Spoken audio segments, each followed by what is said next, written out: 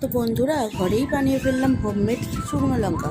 বড়বাবু বাজার দিয়ে এনেছিল বাছাই করা কটা লাল লাল লঙ্কা।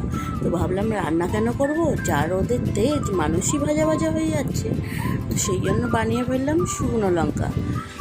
একদিনের রোদ খেয়ে এতটা শুকনো হয়েছিল।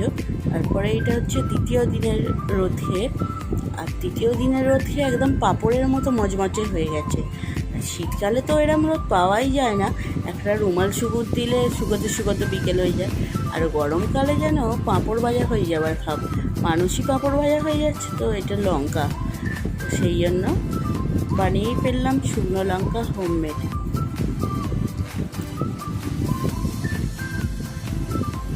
কেমন লাগলো জানাবেন সবাই, ভালো লাগলে লাইক করে দেবেন আর সাবস্ক্রাইব করে দেবেন। Thank you.